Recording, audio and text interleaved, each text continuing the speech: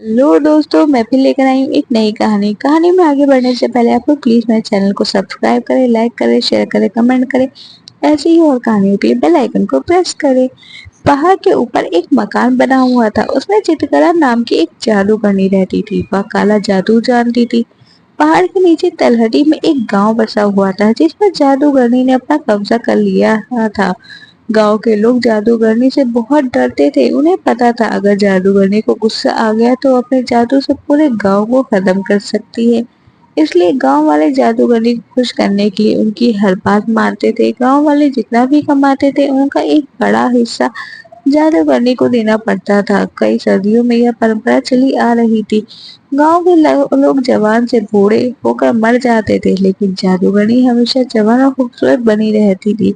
इसका राज कोई नहीं जानता था। इसी गांव में एक घर में राकेश नाम का बच्चा रहता था। उसके पिता खेत में काम करते चल बसे। पिता के मरने के बाद राकेश ने खेती का काम संभाल लिया, लेकिन जितना भी अनाज वह मेहनत करके उगाता था, उसका एक बड़ा हिस्सा जादूगरनी को देना पड़ता था। एक दिन राकेश ने अपनी माँ से कहा, माँ, ऐसे तो हम कभी चैन से नहीं रह सक पाएंगे।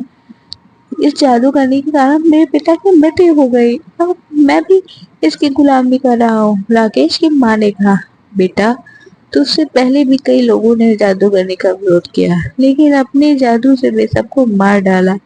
हम सब कुछ नहीं कर सकते। राकेश ने माँ की बात को बीच में काटकर पूछा, से बाहर निकलने का। राकेश की माँ बोली, बेटा, मेरी बात मान, जैसा चल रहा है चलने दे। राकेश उस समय तो चुप हो जाता है, लेकिन उसके मन में जादूगरनी से गांव वालों को छुटकारा दिलाने की बात घर कर गई। राकेश अगले दिन से अपने खेत पे काम करने जाने लगा, लेकिन उसका मन काम से ज्यादा जादूगरनी में लगा हुआ था। दोपहर को राकेश एक पेड़ के नीचे खाना खाने बैठा। वही उसके बराबर खेत में दीनानंद चाचा भी खाना खा रहे थे। दीनानंद चाचा से राकेश ने अपने मन की बात कही। राकेश की बात सुनकर उन्होंने कहा, बेटा, बात तो तेरी ठीक है, लेकिन काम बहुत कठिन है, इसमें तेरी जान भी जा सकती है। राकेश बोला, चाचा, अगर गांव वालों को बचाने में मेरी जान भी चली गई तो मुझे खुशी खुशी हो गया। कि आप कोई तरीका बताओ। तब दीनानंद चाचा ने कहा, आज से कई साल पहले गांव में एक किसान ने जादूगरनी को मारने की कोशिश की थी, लेकिन जादूगरनी को पता लग गया। फिर जादूगरनी ने उसे बदला लेने के लिए उसका सब कुछ छीन लिया और उसे मारने की तैयारी कर रही थी, लेकिन वह पहले ही गांव छोड़कर भाग गया।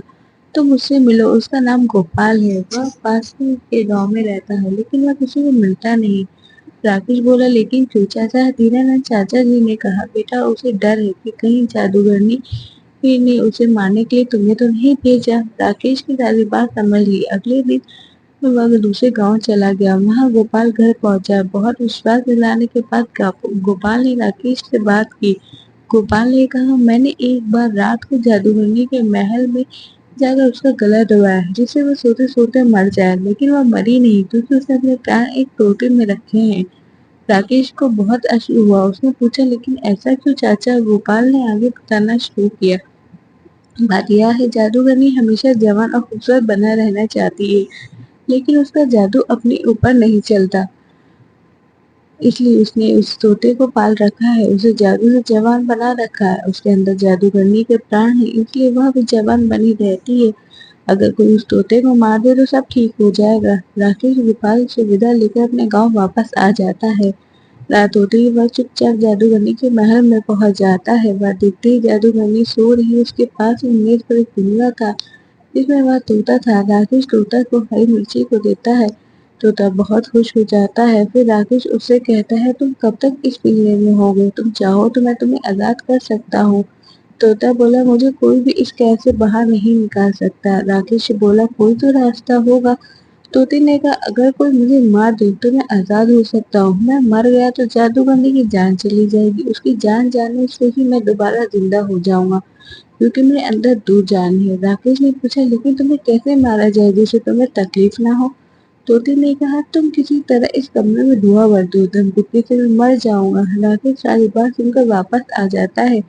अगली रात वह जाकर देखता है जादूगरनी सो रही है। वह अपने साथ कुछ लकड़ियां लाता है, उन्हें जलाकर खिड़की के अंदर फेंक देता है।